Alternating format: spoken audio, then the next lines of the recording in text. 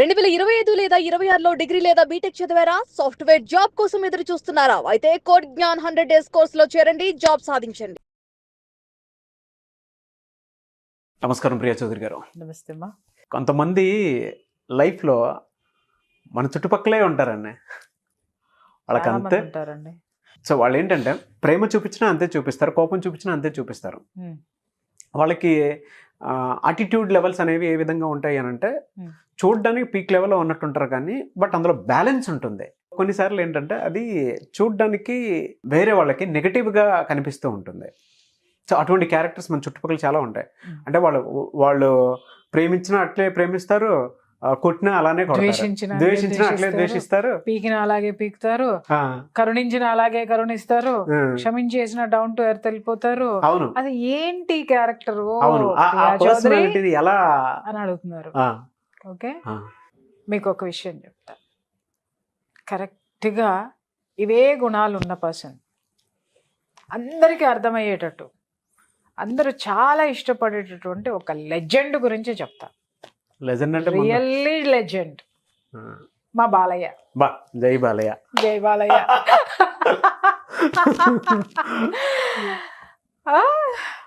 నిజంగా చెప్పాలంటే కోపం మనకి బాలయ్య బాబుని చూడంగానే ఏం కనిపిస్తుంది అని అంటే, ఫస్ట్ ఆఫ్ ఆల్ చాలా ఆయన మీద ఒక భయంకరమైనటువంటి ప్రచారం ఒకటి ఉంది. ఏంటి అని అంటే కోపం ఎక్కువ, ట్రిక్కీగా ఉంటారని అనుకుంటారు. ట్రిక్కీ కాదు, మూర్ఘుడు అనేటటువంటి ఒక ఇది ఉంది. నాకు కూడా సేమ్ అదే పేరు ఉంది. వీటన్నిటికీ కూడా పోలికలు ఎందుకు పోలుస్తున్నానో లాస్ట్లో ట్విస్ట్ ఇస్తా మీకు. ఓకే ఓకే, ఏంటంటే మనకి బాగా ఆయన ట్రోల్ అవుతారు. ఆయన ఏదన్నా మాట్లాడినా సంచలనమే, ఏదన్నా వీడియో వచ్చినా సంచలనమే, సినిమా తీసినా సంచలనమే, హిట్ అయినా సంచలనమే, ఫ్లాప్ అయినా సంచలనమే. ఆయన సంచలనాలకి మూలం. ఓకే, ఎక్కువ బాలయ్య బాబు ఏ విషయంలో ట్రోల్ అవుతారు చెప్పండి? ఆయన కొట్టే దాంట్లోనూ, మాట్లాడే దాంట్లోనూ, కోపం పడే దాంట్లోనూ. కోపం మాటలు కూడా ఏంటి అంటే ఓడబే అంటాడు ఆయన. He doesn't care. బట్ కోపం, అభిమానులు కొడతావా బాలయ్య అని భలే వేసేస్తారు, మాట్లాడతారు. అట్లాగే ఏంటి సామి ఆ కొట్టడం ఏంటి, అభిమానులు లేకపోతే మీరు ఎక్కడున్నారు, కొట్టేస్తావా ఏంటి నువ్వు అని మాట్లాడే వాళ్ళకి అసలు బాలయ్య బాబుని చూసారా మీరు చూసారా నాగరాజ్ గారు? బాలయ్య బాబుని చూడాలి అంటే బంజారా హిల్స్ రోడ్ నెంబర్ 2లో బసవతారకం క్యాన్సర్ హాస్పిటల్ ఉంది, ఒక ప్లేస్, ఆ కార్నర్లో. అక్కడికి వెళ్ళండి సార్. కొన్ని 30 సంవత్సరాలు అంటే నేను హైదరాబాద్ వచ్చి 26 to 27 years అవుతుంది. అప్పటి నుంచి చూస్తున్నాను నేను. అక్కడ పేవ్మెంట్ మీద కొన్ని వందల మంది పడుకొని ఉంటారండి. హాస్పిటల్ ప్రాంగణంలో పొద్దున్నే లెగిస్తే 5 దగ్గర నుంచి జనం కిటకిటలాడుతూ ఉంటారు. చూసానండి నేను. అక్కడ వాతావరణం ఒక్కసారి చూడండి సార్. వెళ్ళి అక్కడ పేషెంట్స్ని కొంతమందిని చూస్తూ ఉంటే ఒకళ్ళకి ఇక్కడ హోల్ పెట్టుంటది, అవును, ఒకళ్ళకి ఇక్కడెక్కడో హోల్ పెట్టుంటది, ఒకళ్ళు ఇక్కడ హోల్ పెట్టిన వాళ్ళు ఇలా ఒక గ్లాస్ ఇలా పట్టుకొని తిరుగుతూ ఉంటారు. ఏంటంటే వాళ్ళు తినలేరు, లిక్విడ్ మాత్రమే వాళ్ళు తాగుతారు, అది డైరెక్ట్గా కడుపులోకి వెళ్ళిపోతుంది. వాళ్ళు చూయించేసి లోపలికి మింగి థ్రోట్ క్యాన్సర్ పీపుల్ వాళ్ళు పాపం అది తినాలి అని అంటే దాని ద్వారా పంపిస్తూ ఉంటారు. ఆ పేషెంట్స్ ఉంటారు. అలాగే బ్రెస్ట్ క్యాన్సర్ ఉన్న వాళ్ళు ఉంటారు. Different sir.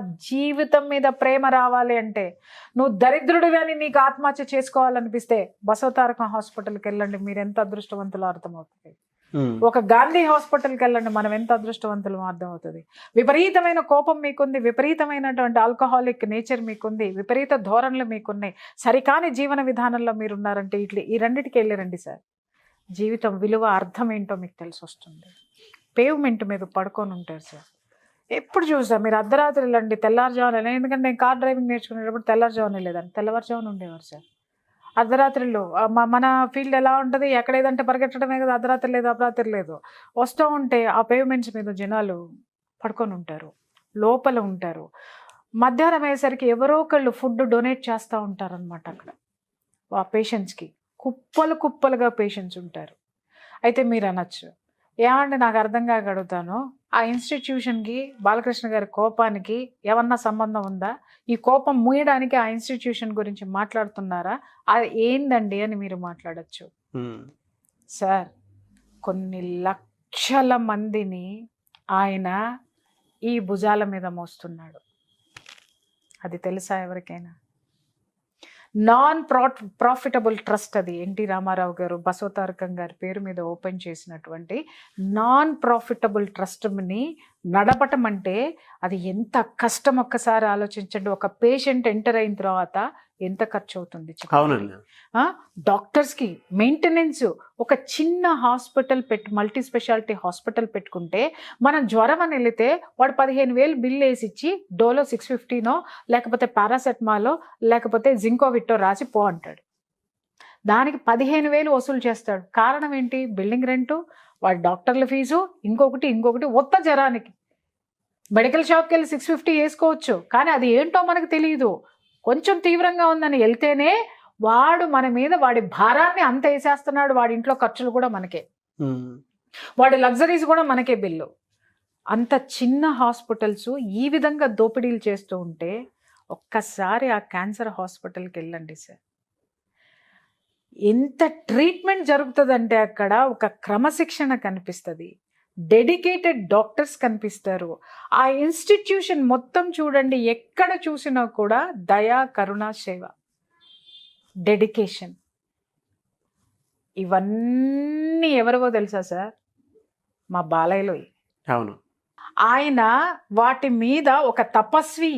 నిజంగా చెప్పాలంటే ఆ క్యాన్సర్ ఇన్స్టిట్యూషన్స్ కోసం, డొనేషన్స్ కోసం ఆయన తిరగని దేశం ఉండదు సార్. ఆయన ఏం అందరిలాగా ఎంజాయ్ చేయడానికో లేకపోతే ఇంకొకటో, ఎక్కడైనా మీరు బాలయ్య బాబు పిక్ని పలానా దేశం వెళ్ళి ఎంజాయ్ చేస్తున్నాడు అని మీరు ఎప్పుడైనా పిక్స్ చూసారా సోషల్ మీడియాలో? ఆయన ఏదో ఆయన ధోరణిలో ఆయన మాట్లాడేసుకుంటూ, పక్కనాలతో మాట్లాడుతూ, అభిమానులతో మాట్లాడుతూ ఇక్కడ సోషల్లోనే ఉంటాడు. ఆయన అటాచ్మెంట్ తోటి ఉంటాడు తప్ప ఆయన ఎగ్జాగరేషన్స్ ఉండవు.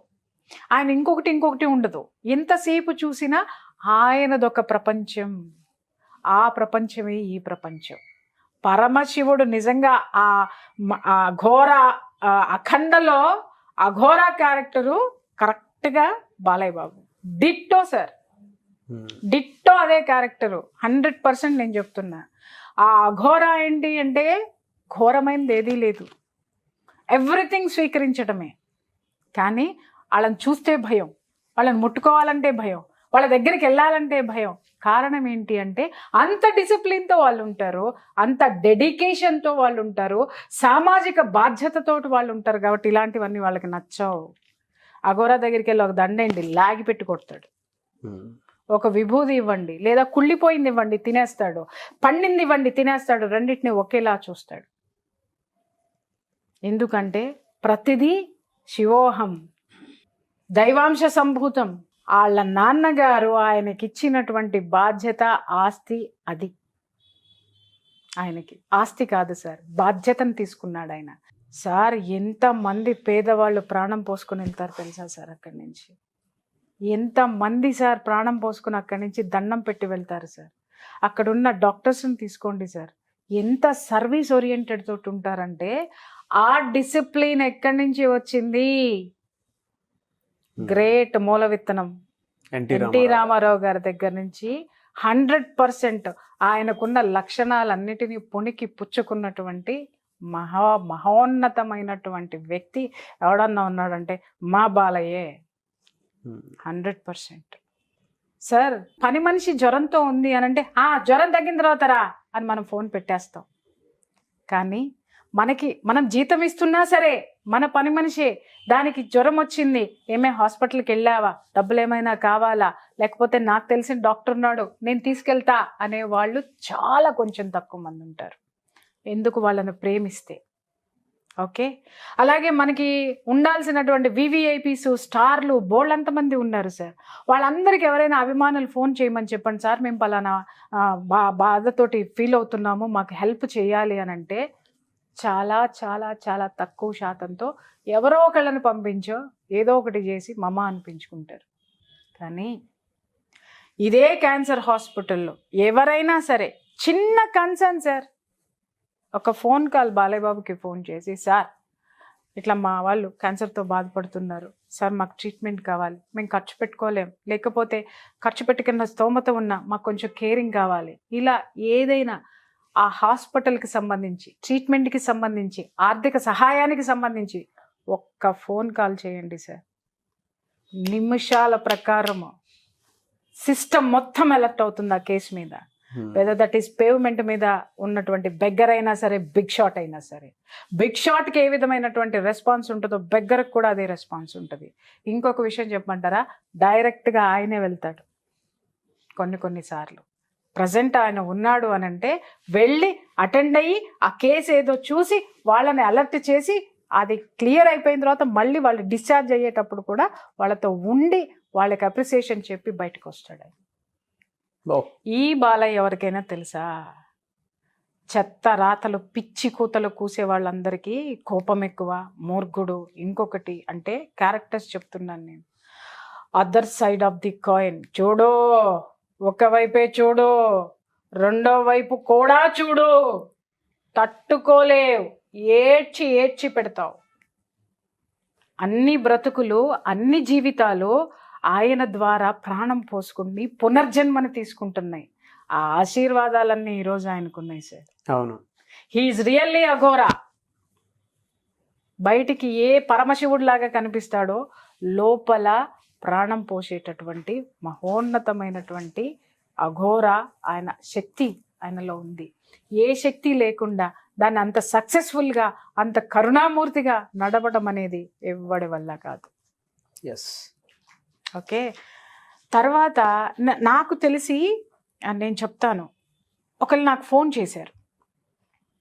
ఫోన్ చేసి, మేడం మీకు కొంచెం ఇన్ఫ్లుయెన్స్ ఉంటే బసవతారకం హాస్పిటల్లో మా సిస్టర్కి ఇట్లా క్యాన్సర్ వచ్చింది, మీరు కొంచెం ఇన్ఫ్లుయెన్స్ చేస్తారా, డాక్టర్స్ని కొంచెం జాగ్రత్తగా చూడమని చెప్పి ట్రీట్మెంట్ ఇవ్వమని చెప్పేసాను.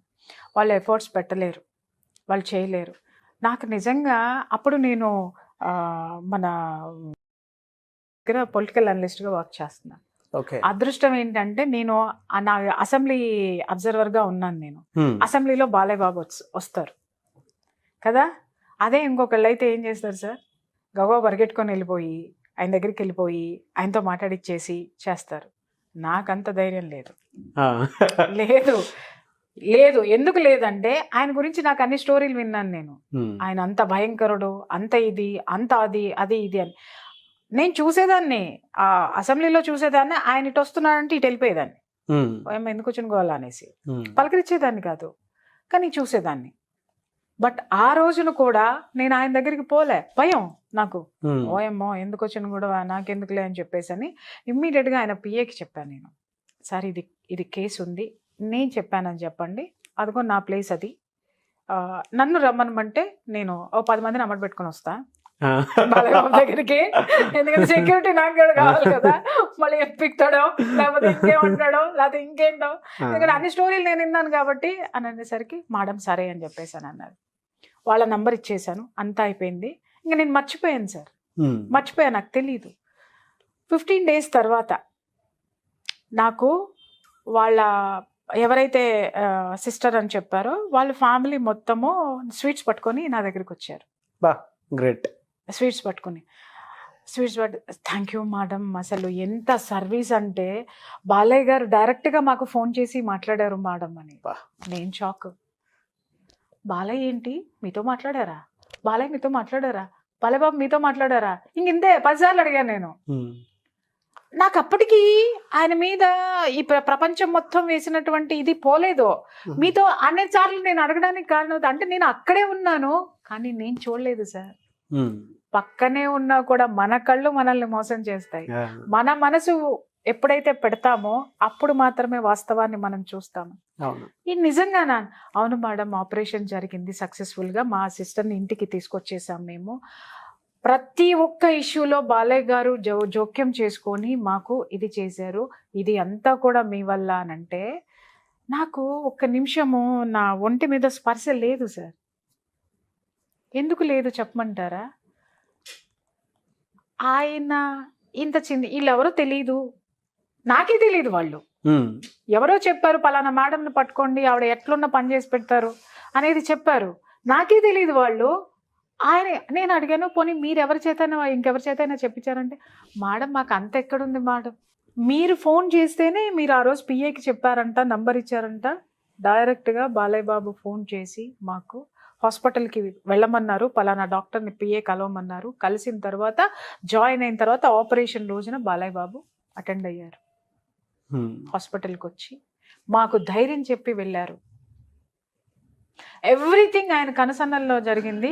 ఒక విఐపిని ఎలా చూస్తారో మమ్మల్ని కూడా అంతే అద్భుతంగా ట్రీట్ చేసి మమ్మల్ని పంపించారు మేడం. వినటానికి అంత అనగానే నాకు నా యొక్క సెన్స్ ఆర్గాన్స్ ఏం పని చేయలే. అంటే ఎందుకు పని చేయలేదు చెప్పండి?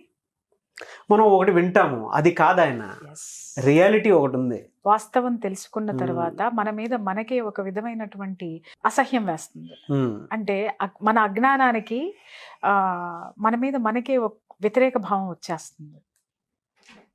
అప్పటి నుంచి నేను గమనించడం మొదలుపెట్టాను సార్.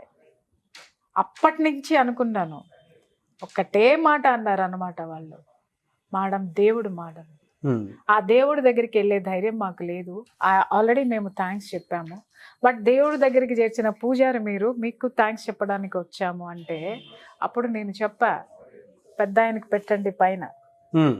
ఆయన విత్తనం వేస్తే ఈయన ఆ వృక్షాన్ని కాపాడుకుంటూ ఆ ఫలాల్ని ఇంతమందికి ఇస్తున్నాడు. ఆయనకి ఫస్ట్ చెందుతుంది.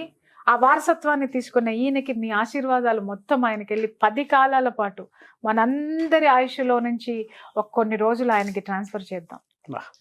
మీకు తెలుసా, ఈ రోజు వరకు నేను తలుచుకుంటే బాలయ్య గారిని కలవగలను సార్, తలుచుకుంటే కలవగలను, మీట్ అవ్వగలను, ఇంటర్వ్యూలే చేయగలను, వెళ్ళను. ఎందుకంటే వెళ్ళను. ఒక అపురూపాన్ని నేను అలాగే ఉంచదలుచుకున్నాను. బట్ ఆ రోజు ఎప్పుడైనా వస్తుందేమో నాకు తెలీదు. వస్తే మాత్రము ఈ గంగా ప్రవాహం అలా వచ్చేస్తుంది. బాలబాబుని చూస్తే కోపం ఎక్కువ, మూర్ఖుడు, ఏం తెలవదు, నలుగురిలో మాట్లాడడం రాదు, ఇవన్నీ ఉంటాయి. ఇటు చూడండి సార్, అఘోరా కనిపిస్తాడు. అంశ, శివుడి అంశ 100% ఆయనలో ఉంది,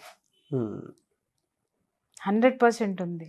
కాబట్టి అందరికీ చెప్తున్నాను, బాలయ్య బాబు అభిమానులు అందరికీ చెప్తున్నాను, సినిమా రిలీజ్ అయినప్పుడు జై బాలయ్య అని అనడం కాదు, తీసుకోవయ్యా మా ఆయుష్లో నుంచి 1 గంట అని మీరందరూ ఇచ్చి చూడండి, 150 ఏళ్ళు బ్రతుకుతాడు ఆయన. Dedicate your energy to him. అలాంటి వ్యక్తులు మన సమాజానికి కావాలి, మనకి కావాలి. ఎందుకంటే వాళ్ళు ప్రాణం పోసేవాళ్ళు సార్, లివింగ్ లెజెండ్స్. ఎస్. శివుడు ఎక్కడుంటాడు సార్? శ్మశానంలో ఉంటాడు సార్. ఎందుకు ఉంటాడు సార్? భూతగణాలన్నిటినీ కూడా ఆయన చేతిలో పెట్టుకొని ఉంటాడు సార్. ఎందుకో చెప్పమంటాడా? అది ప్రపంచం మీదకి పడకూడదు, ప్రపంచాన్ని నాశనం చేయకూడదు, పట్టుకొని పెట్టి పెడతాడు. అవునా? ఈయన కూడా తనలో ఏవైతే ఉన్నాయో అవి ఎందుకు చూపిస్తాడు అంటే, జాగ్రత్త రే, నన్ను నాశనం చేస్తారేమో, నన్ను పాడు చేస్తారేమో నా పక్కన కూర్చొని ఆడుండండి. Control control control. ఆయన చూస్తే ఎందుకు అందరికీ? ఎందుకు సార్? ఎవరిని ఎక్కడ పెట్టాలో అక్కడ పెడతాడు. శివయ్య, బాలయ్య 100%. ఈరోజు ఎందుకో గుర్తు చేశారు నాకు, చెప్పాను కదా ఆ అవినాభావ సంబంధం అని. నేను ఒకరోజు కూర్చొని ఎనాలిసిస్ చేశాను. నేను ఎక్కడో నేను విన్నాను, ఏదో ఇంటర్వ్యూ చూస్తూ ఉన్నాను. నేను దాన్ని డై హార్ట్ ఫ్యాన్ కాదు సార్. అవినాభావ సంబంధం చూస్తే అనేది మూలా నక్షత్రం, నాది మూలా నక్షత్రం.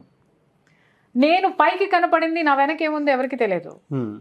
Like Balayya also. అంటే నేను బాలయ్య అంత గొప్పదాన్ని కాదండి, ఆయనలో పరమాణువుని.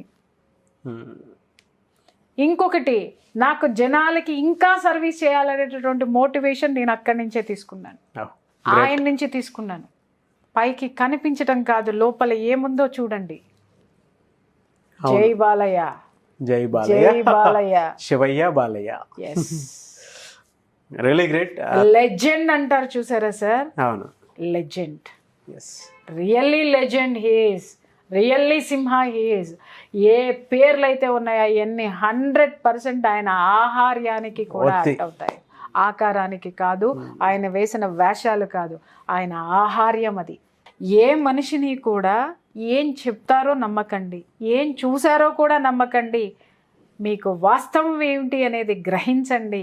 గ్రహించిన తరువాత దీంతో ఆలోచించండి, ఎనలైజ్ చేయండి, శోధించండి ఒక మనిషి గురించి. ఆ తర్వాత ఒక నిర్ణయానికి రండి. నిజంగా చాలామంది చెప్తారు ఆయన ప్రేమించాడు అని అంటే ఇంకా అసలు పసిపిల్లాడు అయిపోతాడంట వాళ్ళని. అంటే పసిపిల్లాడు అమ్మ కొంగు పట్టుకుని అమ్మని పట్టుకుని ఎట్లా వదలడో, ఆయన ప్రేమించిన వాళ్ళని కూడా అలాగే వదలడు. ఆయనకి ఇష్టం లేని పని చేశారో ఎవడైనా ఎంతటాడైనా వెనక్కి తిరిగి చూడు. డిట్టో నాకు ఈ 2 ఉన్నాయి సార్, 2 ఉన్నాయి. మా వాళ్ళు తట్టుకోలేరు నన్ను. That is behind the screen personality. But very inspiring personality చెప్పారు. Inner personality, that is his soul. yes and బా, థ్యాంక్ యూ సో మచ్. అసలు ఎన్నో సంవత్సరాల నుంచి గూడు కట్టుకున్నటువంటిదంతా కూడా ఈ రోజు ప్రపంచానికి చెప్పేటటువంటి అవకాశం నాకు. బా నాగరాజు, నేను కూడా మీకు థ్యాంక్ యూ సో మచ్ చెప్తాను. ఒక ఇన్స్పైరింగ్ లివింగ్ లెజెండ్ ని ఈ విధంగా ఇంట్రడ్యూస్ చేసినందుకు. అంటే ఇంకొక లెజెండ్ అండి, అంతే. నో ప్రాఫిట్ అండి. అంత పెద్ద సంస్థను నడుపుతున్నాడు ఆయన. రూపాయి ఎక్కడి నుంచి తెస్తున్నాడో.